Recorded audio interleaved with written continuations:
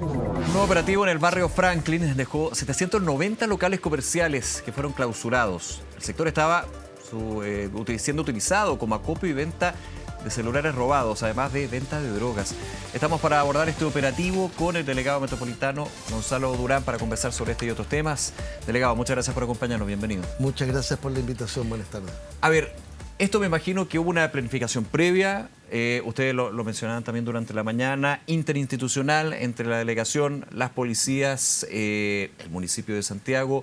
¿Cuánto tiempo duró la planificación en términos de ir anotando, hay que actuar, pero sobre qué hay que actuar? Aquí la primera señal la daba, digamos, el día de hoy el municipio en términos de la Dirección de Obras Municipales sobre infraestructura que no estaba regularizada, pero ese es un punto de partida para el resto que no hemos entrado, ¿no? La verdad es que aquí hay varias cosas. Ya. La primera es que este barrio, y en particular este galpón, Placer 880, efectivamente ha sido fuente en innumerables oportunidades de detección de situaciones de receptación de celulares y de comercialización de celulares robados. Ya, conocido el punto, digamos. Exacto. Por supuesto, estos no son todos los locales, pero supuesto. diría que estaba bastante extendido. Ya. Adicionalmente, hemos detectado también en este mismo lugar, en múltiples oportunidades, bandas dedicadas al tráfico de drogas. De hecho, se han realizado en los últimos meses varios operativos indistintamente con ambas policías, dirigido por la Fiscalía y, por supuesto, con participación de otros órganos del Estado. De manera que esto es una fuente permanente de incivilidades y delitos, algunos graves, con balacera, con homicidios. Pero déjeme dividir eso, delegado, en términos de los delitos y las incivilidades. ¿Qué tipo de incivilidades? No, porque el robo de celulares o la venta de celulares robados es delito, ¿no? Es delito. Ya, pero en estos lugares y los delitos son graves. Ya. Y las incivilidades tienen que ver con comercio irregular al interior y en las inmediaciones, tiene que ver con cocinería sin normas sanitarias, tiene que ver con un conjunto de cosas de ese tipo. De manera que esto se viene trabajando desde hace meses, especialmente con operativos policiales más complejos, destinados a desbaratar bandas criminales. Y por otro lado, las condiciones físicas, las condiciones espaciales del lugar facilitaban la ocurrencia de los delitos y dificultaban la acción de las policías. Por ejemplo, hacíamos un operativo con las policías y habían laberintos y mecanismos que permitían que las personas arrancaran hacia otro galpón, hacia otro lugar. Conocían su zona y tenían por lugares no habilitados para poder escapar. Y también nos pasaba que entrábamos y muchas personas bajaban de inmediato sus cortinas, no había orden de ingreso y registro, se impedía la fiscalización. Entonces, a partir de ese segundo componente físico-espacial, detectamos que está lleno de estructuras irregulares, que no están regularizadas en la Dirección de Obras de la Municipalidad y son una infracción a la Ley General de Urbanismo y Construcción. Y eso es lo que permite entrar a intervenir. Y usando ese segundo componente, lo que se hace es clausurar por la Ley General de Urbanismo y Construcción y se insta a la administración del lugar a regularizar desde el punto de vista normativo de obras. Ya estábamos hablando de, por ejemplo, entre pisos generados y creados para hacer de bodega cuando no está la norma para eso. Estructuras de una altura no prevista en la norma, construcciones irregulares que no tienen norma eléctrica, en fin, decenas de cosas. Perfecto.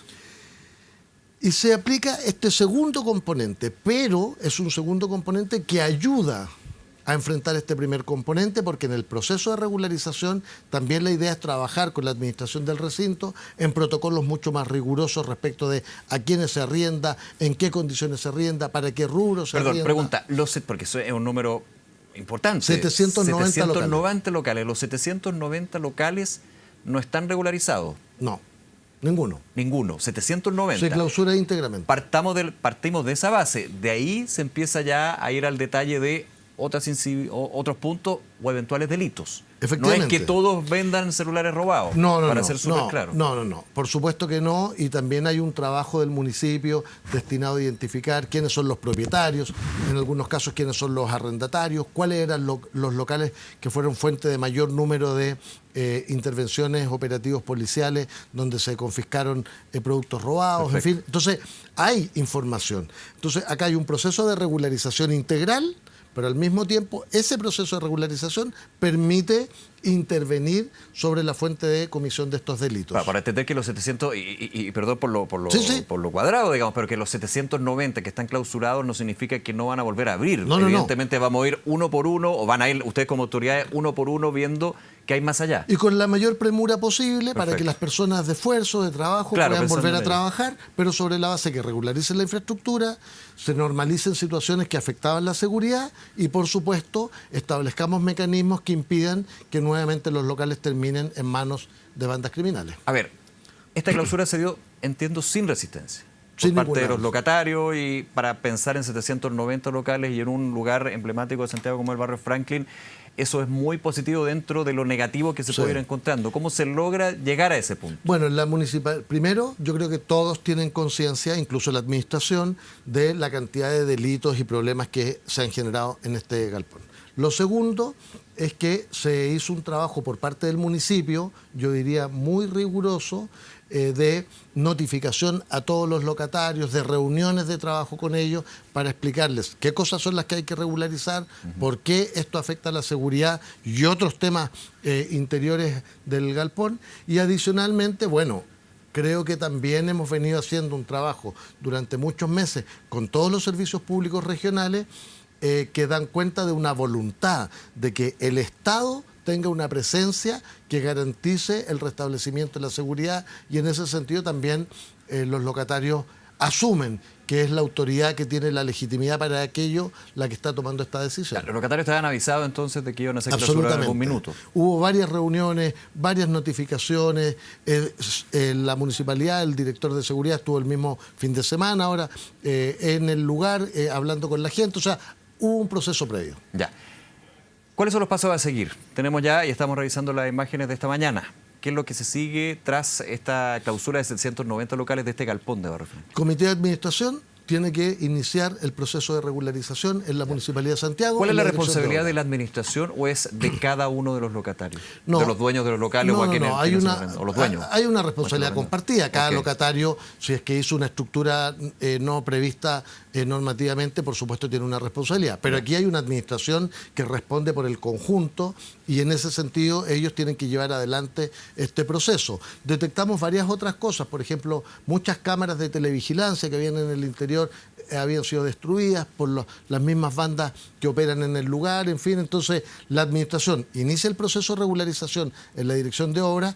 Cada locatario, cada propietario debe contribuir a este proceso de ordenamiento y al mismo tiempo vamos a aprovechar este proceso para resolver estas variables de seguridad. Ahora, me imagino que también hay una complejidad en términos de que en algunos casos, me imagino que no todos, identificar quién es el propietario, porque ha pasado en otras clausuras, en otros operativos que se ha desarrollado con el municipio de Santiago, también con otros municipios aquí en la capital. Sí, bueno, quizás no sé si es pertinente compartir todos los detalles, pero decir que aquí estamos trabajando con Servicio de Impuestos Internos, con Servicio de Aduana, con la Seremi de Salud, con la Seremi de Seguridad, estamos integrando información, porque efectivamente tenemos que saber quiénes son los propietarios y esto tiene que estar debidamente acreditado. Importante, no es una intervención solo o meramente policial. No. De Ya, hecho, ya no funciona eso. no. Eso no es suficiente. No es suficiente, más Iba que a decir, no no funciona. sirve, pero Sí. en realidad No, no, no, es suficiente. es que está De correcto.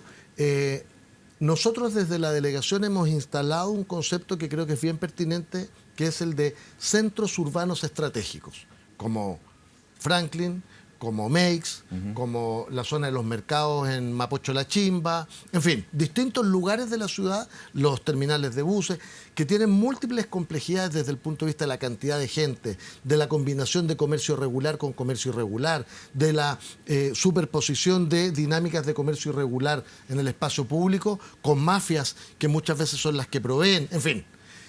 Y en estos centros urbanos estratégicos hemos establecido como metodología sistemática la intervención de todos los actores del Estado. Voy a poner un ejemplo. Vamos a Meix y atacamos los toldos azules, pero también atacamos las bodegas donde se comercializan los productos. Vemos la situación de los importadores que ingresan productos y después les ponen las marcas para hacer falsificación de afectando la ley de propiedad industrial. Es decir, abordamos con distintos actores. Llevamos a la división de fiscalización del Ministerio de Transporte. Bueno, ¿qué tiene que ver esto? Tiene mucho que ver porque en ese proceso de fiscalización detectamos vehículos que portan productos robados, personas con orden de detención vigente, es decir, actuamos alternativamente con distintos servicios públicos, distintos órganos del Estado, para que el Estado en su conjunto intervenga un territorio y permita restablecer la tranquilidad. Delegado, aprovechando el tiempo, en otro tema bien relevante, las fiestas de fin de año, y vuelve una que es emblemática, que es la capital, la que tiene que ver con los fuegos artificiales de la Torre Entel, después de 7 años.